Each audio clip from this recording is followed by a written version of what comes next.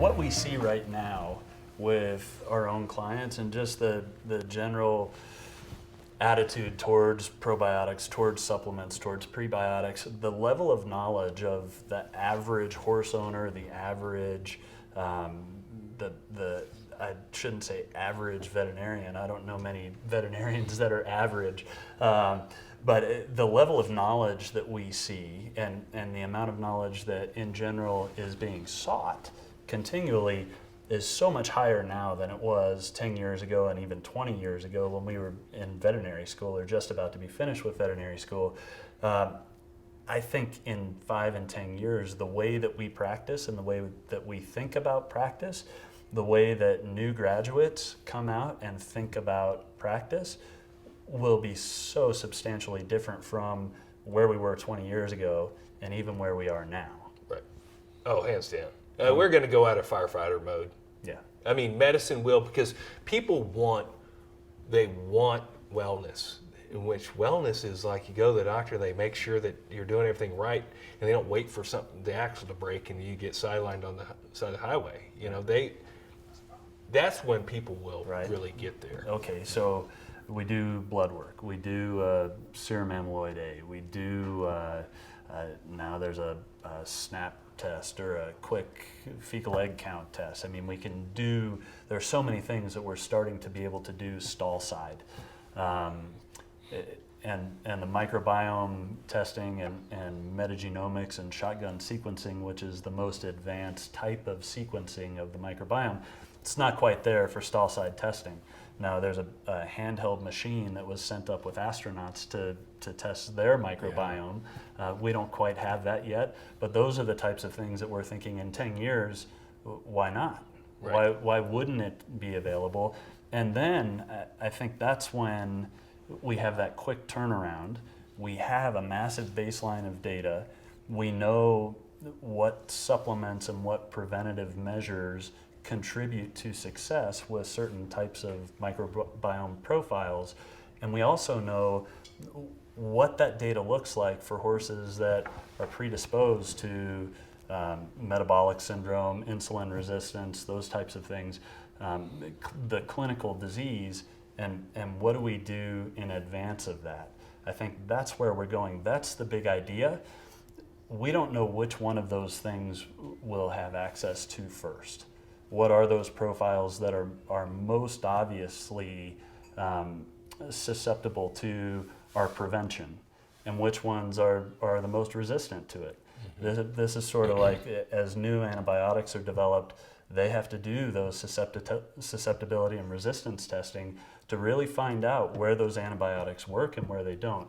We need to figure out the same thing for those microbiome profiles. And when we talk about, as clinicians, when we go up and you've got a horse that's not performing, you know, you've worked at the racetrack, you've got a horse that's not performing, the first thing you do, and thankfully I'm really proud that as veterinarians we still do this, because quite honestly, in the human side, a lot of our physician colleagues don't. But the first thing we start off with is a physical examination. That's right.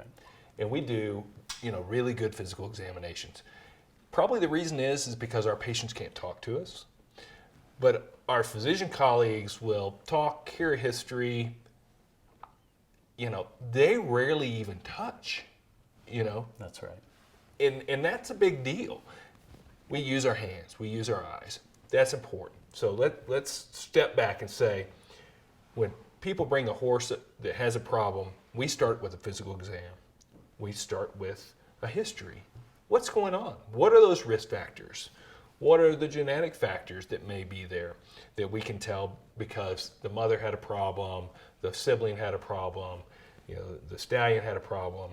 You know, there's a lot of those that if you stop and you ask the questions, you can realize, oh yeah, you know, these horses had OCDs. You know, that's right. You know, one of those things.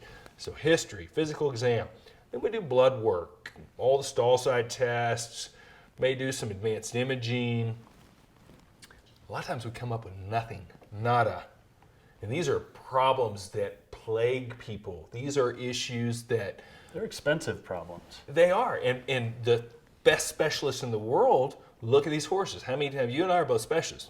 You and I have people that refer us cases. They've worked it up so far they can't figure it out. Hey, Rob, hey, Keith, can you help us figure this out? And so we'll go in there and we'll do more of the same. But like there's been this thing that's been missing. And that's what's so exciting is that now these tough problems, these chronic nagging, why is he doing this type of problems?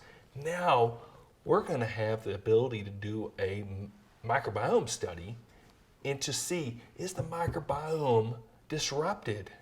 Is there a problem with the genetics of the microbiome that's translating into this subtle chronic disease state that this horse is in? Like a blood workup. Like a blood workup on steroids. How many times we run a CBC chemistry? That's a complete blood count and a biochemical profile. Looking at major organ function, your cells, your red cells, your white cells, your platelets. Things got to be pretty out of whack before that stuff actually shows you a problem. But again, it's downstream. What's actually generating the problem is in the microbiome. And so having the ability to measure that, and where we are right now is we're measuring that in research settings. So they're doing these tests that, again, they frame what's normal, what's abnormal in very broad brushstrokes. What I mean by that is they can't name all the bacteria. They can describe the phyla, the family, the orders. They can kind of pare it down a bit. But as far as getting way down there and seeing what is going on, really painting a detailed, full canvas, that's not happening. Even at the research level. At the research level, it's these specific type of things that are just sort of documenting the types of bacteria. What we're on the precipice of is being able to dive down, identify every bacteria to the species level. That's the finest level you can define them. Not only the bacteria, but the protozoa, the fungi, the parasites. What's the worm burden like in this animal? You can't tell that right now. So we, using these shotgun genomics, we're getting ready to be able to get the whole landscape broadened right in front of us. And quite honestly, this is going to occur in a simple test, fecal test that you can send off. And I'm pretty excited that. Oh, I got goosebumps. I mean, we're going to be able to deliver this. With the relationships we have with the medical people that are these are the pioneers. These are the people that are in front of the people that are in front, right? And we're working with these people to deliver this to horse and dog and cat owners. Oh. This is going to be incredible. It's going to be incredible. You know how funny it is when people talk about what does a horse need? Why does it need that? I don't really get, is it low in this? Is it high in that? We're always trying to balance things when we're feeding or supplementing. It's like trimming sails, always trying to sail closer to the land. Yeah. You like to do that too. Yeah. Keith and I like to sail, so you're always tinkering with it.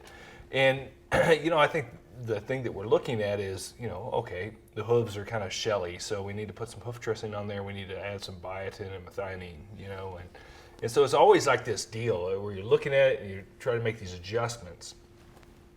But whenever we talk to people about GI health, they go, kind of like what we've talked about. The horse eats, it defecates. I mean, It's got normal poop. Guts are okay, right?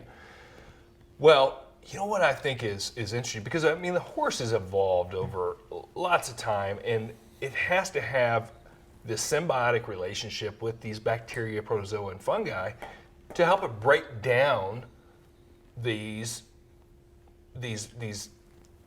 undigestible sources of energy that they get, right? So they have all this cellulose, which is like the hard part of grass and hay, that if we ate it, it's just going to pass right through. We don't have the bacterial population to digest it. Well, horses have developed this symbiotic relationship to help them digest all that stuff that you and I can't. But what's super interesting is that there's one type of horse called a Przewalski's horse that has never been domesticated, right? So it's still free ranging. As long as people have been here, we've never been able to get this one. So it's this great study of what horses used to be like. And it's still living on the earth, right? And it still hasn't been domesticated. So researchers have gone in there, they've taken stool samples from these horses, and they looked at their microbiomes. They found these fascinating microbiomes. So their population, they call it richness and diversity. It's tremendous, right? They've got this great big microbiome that, all these friendly bacteria and fungi and protozoa all sort of interacting together to help that horse digest its food. Now they take that and they compare that to a domesticated horse, and they find that the richness and diversity is just gone in comparison to that, right? So what does that tell us? And it gets even better. But what that tells us is that the modern horse, the way that we have to care for it, we have set that horse up for failure. We have hampered that horse's microbiome. We have not allowed that horse to digest its food normally because we're not stabling it, we're not caring for it, we're not allowing it to free range in a pasture, undergo seasonal effects of grasses. We're feeding it baled hay and grain sources that it's not accustomed to. And and people say, my horse is doing fine. Your horse is set up for failure. The microbiome is not normal compared to what this archaeological specimen that's still free living and untampered with shows us. This is normal. The Przewalski horse is normal.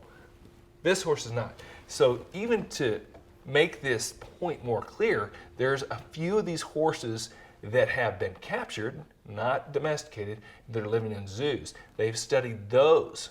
Maybe this is just a genetic thing. Maybe the Przewalski horse just has these genetic variants that allow its microbiome to be nice and rich and diverse. You would think if that was true, then raised in captivity in the zoo setting, they have this genetic predisposition to have this wonderful microbiome. Guess what? They don't.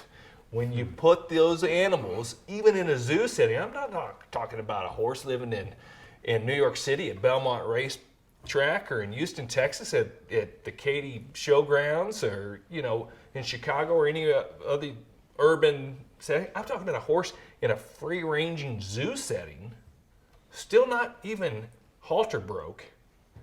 We see that their richness and the diversity of their microbiome has been disrupted by just the forage and feed that we give them. And that's only in this generation of horses, so in a single generation of horses. Right. So, point being, normal is great. And their wild Mustangs, when we sample those horses, they've got tremendous diversity and richness. They're living untampered with. What we know is the minute you domesticate a horse and you put it under captivity, you have jacked with its microbiome and you have set that horse up for a significant number of problems that need to be protected. So that's key. We have to realize, people have to understand that their horse is not normal in its setting and that the gut's not normal either. It's really just us feeding processed food. And hay's processed. I love hay. I love to feed it forage first. That's the way we always recommend. But that study showing those Przewalski's horses in zoo setting being fed hay, these are not horses eating 20 pounds of grain a day at the racetrack. These are horses just eating good forage. Their microbiome is different. And so I think that's the key take home to me.